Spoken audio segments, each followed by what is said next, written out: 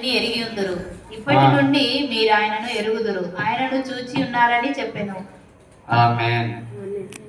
ముఖ్యంగా దేవుడు యేసయ్య ఏమన్నాడు? ఈ యోహాను సువార్త దేవుడు ప్రత్యేకంగా రాయబడింది. యోహాను సువార్త 14వ అధ్యాయము 6వ వచనం. యేసు నేనే మార్గమును సత్యమును జీవమును, నా ద్వారా తప్ప ఎవడను తండ్రి ఎద్దుకు రాడు. సరే, ఎందుకు ఈ పేపర్ ముఖ్యమంటే మనం ప్రయాణం చేస్తుంటాం కదా.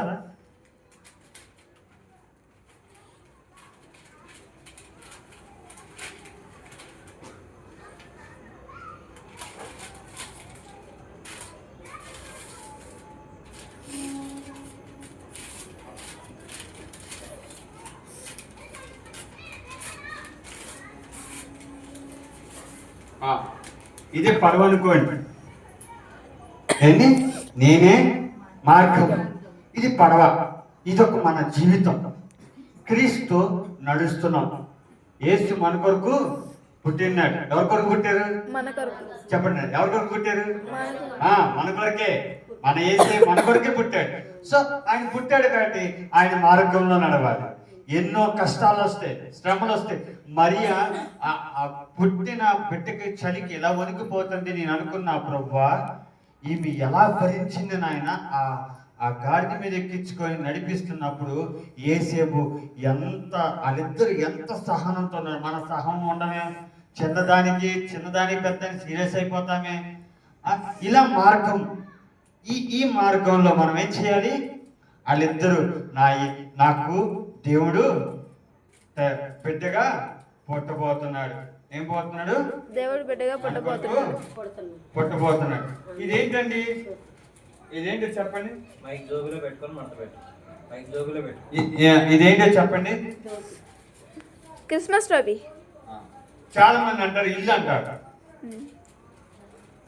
ఇది పిరమిడ్.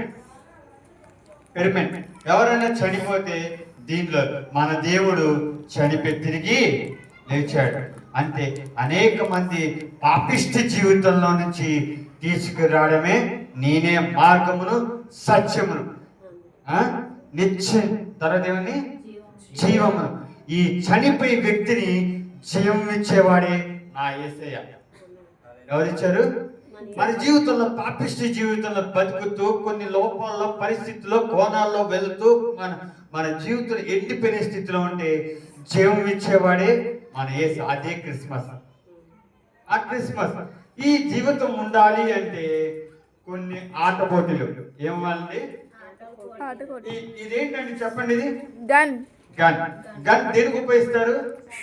చంపడానికి.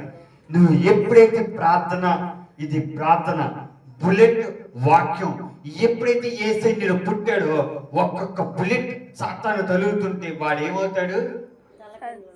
వాడు తలకాయ ఏమవుతాడు? నేనే సత్యం అని ఒక బుల్లెట్ వాడికి వెళుతుంటే ఏమవుతుంది?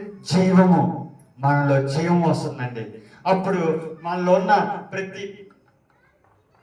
ప్రతి పాపిష్టి కోరికలన్నీ ఏమవుతాయి? తొలగిపోతాయి. ఆలోచనలో, మాటలో ఏమే వదినా, ఏంటి అలాగన్నా, ఏంటి అలా నవ్వుతున్నా, పక్కన ముసలం ముచ్చట్లో ఇలాంటి పనికి మాల దేవుడికి ఇష్టం లేని పనులని ఎప్పుడైతే క్రీస్తు నీ హృదయంలో పుడతాడో, ఎప్పుడైతే క్రీస్తు నీలో పుట్టడానికి అవకాశం ఇస్తావో అప్పుడు నువ్వు ఎవరి దగ్గరకు వస్తావంటే నీ కొరకు ఆయన పరలోక ఇంటిని వదిలిపెట్టి నీ కోసం రెడీ చేయడానికే వచ్చాడు. ఆయన అనుకున్నాడు, ఆ తండ్రి అనుకుని ఉండొచ్చు. అంటే అక్కడ ఒక మీటింగ్ అయ్యి ఉంటది. దేవతలు, ప్రధాన పెద్దలు 12 మంది ఉంటది కదా లెక్క, నాకు ఐడియా లేదు. వాళ్ళందరూ పెద్దలందరూ కూర్చున్న పరలోకంలో అనుకొని ఉండొచ్చు. ఎవరు భూలోకానికి వెళ్తారు అంటే యేసు ప్రభు గారు, తండ్రి నేను వెళ్తాను, కిరీటం పెట్టుకోవడం ఓకేనా? అయ్యా నీ కిరీటం పెట్టుకోవడం ఓకే, నన్ను కొట్టినా పర్వాలేదు, ఆ మనుషుల్ని ప్రాణం కొరకు నేను పెడతానయ్యా, నేను నేను మనిషిగా పుడతానయ్యా. అది అన్న ఒక్కరికన్నా ఉందండి.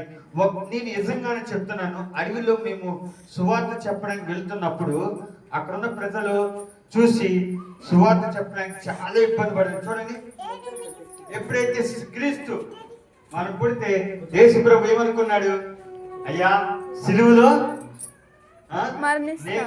నీ కొరకు నేను మరణిస్తాను.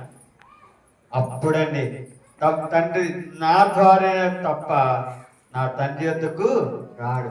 నేను 6 అడుగులైన మేకును దిగించుకుంటాను తండ్రితో చెప్పాడు. అయ్యా కిరీటం పెట్టుకున్న పర్లా, ఒక్కరు తక్కువ 39 దెబ్బలు కొట్టినా పర్లేదయ్యా, నేను వెళ్తాను అని చెప్పి క్రీస్తు మన కొరకు లోకంలో పుట్టి ఉన్నాడు. అప్పుడు ఈ తార వచ్చింది, అప్పుడు యేసు పుట్టాడు. ఆ కుటుంబంలో ఎప్పుడైతే ఈ సిలువు నీ భారమంతా యేసుకి చెప్తావో, ఆయనే నీకు మార్గము. ఆమె చెప్తాం, ఆయనే మనకు మార్గము. చెప్పండి, ఆయనే నాకు మార్గము, ఆయనే నాకు సత్యము, ఆయనే నాకు జీవము. నా ద్వారానే తప్ప, నా తండ్రి రవితేజ ద్వారా తప్ప, ఈ క్రీస్తు క్షమించండి యేసు ప్రభు తప్ప తండ్రి యొద్దకు రానేడు.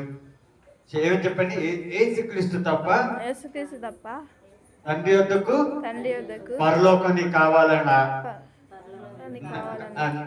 నేను చెప్పిన వినండి, పరలోకం నీకు కావాలా?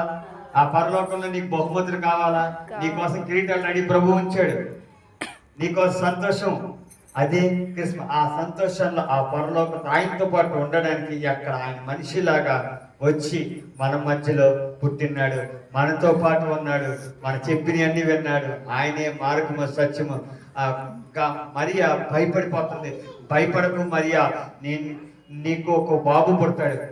బాబు అసలు కన్యక స్త్రీలో బాబు పుట్టడం ఏంటంటే, బాబు పుట్టినాక ఆమె ఎంత ఆనంద భాష వచ్చి ఉండొచ్చు. ఒక పక్క బాధ, ఒక పక్క సంతోషం, అన్ని భరించింది. నీ హృదయంలో ఎవరికి ఇవ్వాలి? ఫోన్లో మన చాటింగ్. మనం చాలా మంది ఏం చేస్తాం, మనమే చాటింగ్ ఇస్తాం. ఎవరికి ఇస్తాం? టీవీకి ఇస్తాం, మనం యూట్యూబ్కి ఇస్తాం, మనమే అన్నిటికీ ఇస్తాం. కానీ యేసయ్యకి మాత్రం ఇవ్వం. యేసయ్యకి మాత్రం ఇవ్వం. యేసయ్య మనకి ఇస్తే ఆయన ఏమన్నాడు? నేనే మార్గము, నేనే సత్యము, జీవం. ఎస్, ఈ 3 మాటలు ఉండాలంటే మన క్రీస్తు దగ్గరికి, ఆయన మన కొరకు పుట్టిన ఆయన మన హృదయంలో పెట్టుంటే ఈ 3 మన జీవితానికి పనికొస్తాయి. ఈ చిన్న వాక్యం దేవుడు దీవించిన గాక.